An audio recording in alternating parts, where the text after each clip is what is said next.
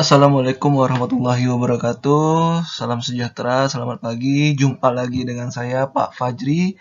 Dan di video kali ini saya mau menyampaikan informasi ini terkait dengan pengadaan ASN atau CPNS ataupun PPPK di tahun 2021 ya. Jadi ini tentang kemungkinan kabar akan segera dibukanya penerimaan CPNS dan juga pegawai pemerintah dengan perjanjian kontrak itu ya, MP3K itu di tahun ini, di tahun 2021, yang kabarnya dalam bulan Maret atau April ini. Nah, ini kemarin ada PDF ya, informasi ini dari PLT Deputi Bidang SDM Aparatur Kementerian PAN-RB. Nah, ini tentang kebijakan pengadaan ASN 2021. Kita lihat ya. Nah, ini penetapan kebutuhan ASN atau CPNS.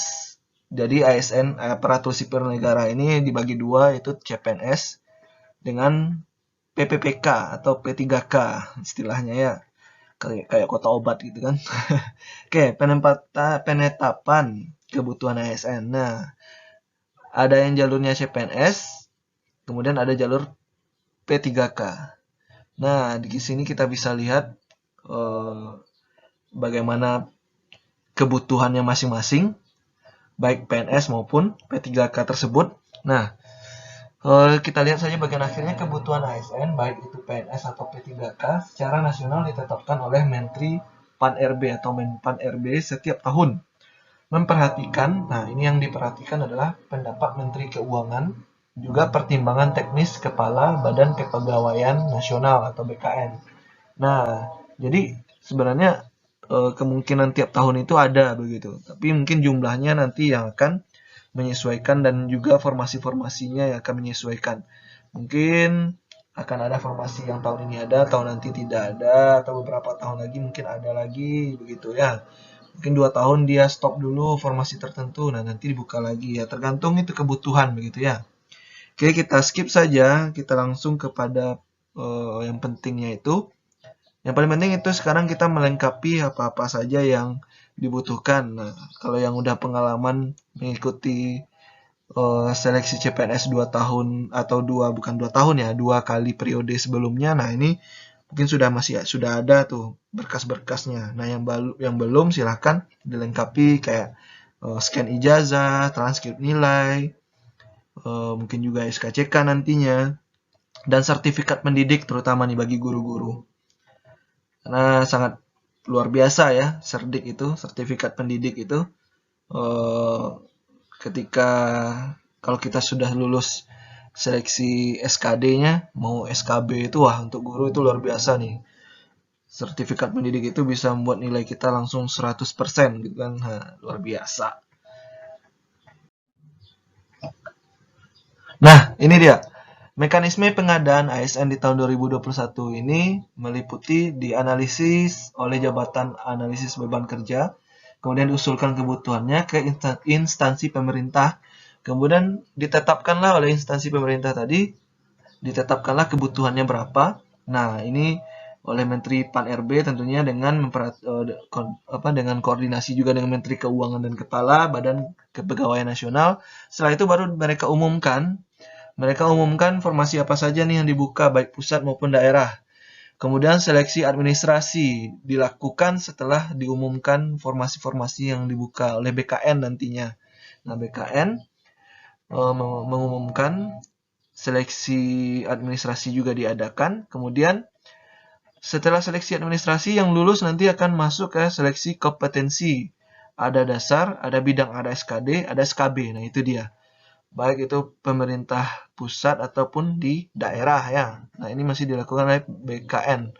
Kemudian penetapan hasil akhir seleksi setelah melewati SKD dan SKB tadi dilakukan oleh Panselnas, Panitia Seleksi Nasional, dan ketika sudah dinyatakan hasilnya dan mengikuti proses-proses selanjutnya, lalu akan dilakukan oleh BKN proses penetapan nomor induk. Nah, Badan Kepegawaian Nasional akan menetapkan nomor induk pegawai, bukan nomor induk siswa ya, nomor induk pegawai NIP. Nah, para pejuang NIP, nah ini nih, yang mau diperjuangkan. Kemudian setelah NIP ada, akan dilakukan pengangkatan ya oleh pemerintah daerah, baik itu provinsi, Pemda, Pemkab, atau Pemkot, ya kan, baik kabupaten ataupun kota. Nah, ini proses-prosesnya. Kita lihat nih, seleksi CPNS tahun ini, karena ada P3K, lalu ada yang beda nggak ya? Nah, ini dia. Nah, rencana jadwalnya nih. Rencana jadwal tentatif. Nah, kemungkinan bisa berubah-ubah ya, gitu ya. Menyesuaikan dengan kondisi pandemi juga, dan banyak lagi yang bisa mempengaruhi jadwal ini. Yang jelas ini gambaran awalnya itu pertama untuk sekolah kedinasan ya, seperti SPTDN ya, dan lain-lainnya, itu penyampaian formasi itu di sekitar bulan Maret minggu kedua. Kemudian pendaftarannya nanti diperkirakan tanggal 9 sampai 30 April, atau kita bilang saja di bulan April nanti pendaftaran. Proses seleksinya kira-kiranya di minggu ketiga bulan Mei, dan pengumuman kelulusannya nanti kira-kira di bulan Juni, minggu keempat Juni atau akhir Juni. Nah, ini yang penanggung jawabnya kita lihat di bagian keterangan. Nah, penyampaian formasi itu pastinya Menpan RB yang akan menyampaikan formasinya. Kemudian pendaftarannya dan proses seleksinya itu menggunakan chat BKN, aplikasi chatnya. Nah, kemudian pengumuman kelulusan oleh Panselnas tentunya. Oke, kita lihat CPNS dan PPPK non-guru. Nah, jadi CPNS dan PPK ini ada yang untuk guru dan ada non-guru. Dan kita lihat di sini penyampaian formasinya itu direncanakan sama di bulan Maret juga, tapi minggu ketiga. Kemudian pendaftarannya itu kemungkinannya di bulan Mei sampai Juni nanti. Nah, ini belum ada ketentuan minggunya, minggu keberapa, tapi yang pasti di bulan Mei atau Juni. Kemudian proses seleksinya itu diperkirakan di bulan Juli, Agustus, September, Oktober, ada 4 bulan di sini. Termasuk di sini ya seleksinya SKD dan SKB-nya ya. Kemudian pengumuman kelulusannya yaitu di bulan November, dan pemberkasan dan penetapan NIP itu diperkirakan dari bulan November sampai Januari 2022 nanti. Nah, memang cukup panjang ini prosesnya, sama juga dengan yang kemarin-kemarin, apalagi di tengah pandemi seperti ini. Ini adalah perkiraan jadwalnya ya. Jadi kita harus siap-siap ini kalau memang di bulan Maret ini sekarang sudah minggu pertama Maret. Nah, siap-siap saja berkas-berkas yang mau di ini kan. Kita bersiap-siap saja, persiapkan berkas-berkas untuk administrasinya, dan tak kalah penting itu persiapkan senjata kita belajar menghadapi SKD-nya nanti. Kita butuh belajar nanti ya, belajar semua pembahasan soal itu. Boleh dicari-cari soal-soal itu atau belajar dari YouTube, itu banyak sekali tutorial ataupun tentor-tentor atau orang-orang yang luar biasa ya, mereka itu membuat pembelajaran begitu. Nah, itu bagus tuh kita ikuti, kita belajar dari YouTube, mendengarkan pembahasan-pembahasan soal itu, luar biasa orang-orang yang begitu. Semoga baik untuk kita dan baik juga untuk dia yang membuat YouTube begitu ya. Oke, kemudian kita lihat PPK untuk guru. Nah, jadi sepertinya kalau kita lihat di sini CPNS untuk guru itu otomatis tidak ada nih kalau kita pahami format ini ya, CPNS non guru. Sementara untuk guru itu hanya PPK, tidak ada CPNS-nya. Artinya untuk guru di tahun ini hanya melalui jalur PPPK, tapi tidak masalah. Mau CPNS, mau PPPK, yang penting punya NIP gitu ya, itu semangatnya itu. Nah, itu kita lihat prosesnya untuk guru, untuk PPPK ini minggu ketiga bulan Maret dimulai, di mana pendaftarannya dimulai bulan Mei dan Juni. Seleksi tahap satunya nanti perkiranya di Agustus begitu ya. Di Agustus mungkin di minggu pertama atau kedua, karena di sini nggak full ya. Dikasih warna di sini nggak full. Kemudian pengumuman pemberkasan dan penetapan NIP itu seleksi yang dari seleksi tahap satunya itu sekitar bulan Agustus September. Kemudian ada seleksi tahap kedua. Nah, mungkin ini PPPK ini akan dibuat dalam 3 tahap nanti seleksinya nih. Nah, itu prosesnya tahap kedua itu seleksinya adalah di bulan Oktober. Di bulan Oktober. Kemudian pengumuman hasil dari seleksi tahap kedua itu nanti di bulan Oktober-November. Dan seleksi terakhir tahap ketiga itu seleksinya dimulai di bulan Desember awal nih sepertinya. Dan pengumuman sampai pemberkasan dan penetapan NIP-nya itu menghabiskan waktunya sampai Januari 2022. Nah, ini gambarannya saja. Jadi sepertinya yang perlu kita persiapkan ya berkas-berkas tadi dan juga senjata kita dalam menghadapi soal-soal. Ini SKD kita taklukkan, baru pikirkan SKB lagi nanti. Apalagi nih untuk guru nih, sertifikat pendidik itu sangat penting loh. Nah, ini bagian penutupnya. Akhir Maret 2021 katanya formasi mulai diserahkan ke masing-masing PPK KLD. Nah, instansi yang belum melengkapi dokumen agar segera menyelesaikan. Ini diminta oleh pihak Menpan RB ya kepada setiap instansi untuk melengkapi dokumen untuk menentukan jumlah formasi dan formasi apa saja yang dibuka. Kemudian Kementerian Pan RB akan mengeluarkan kebijakan pengadaan ASN 2021.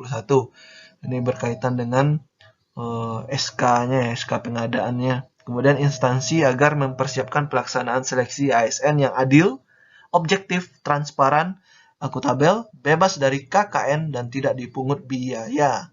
Nah, jadi sekarang proses seleksi ASN itu luar biasa, bagus sekali. Yang dalam 3 tahun terakhir itu ya, bagus sekali sejak adanya chat.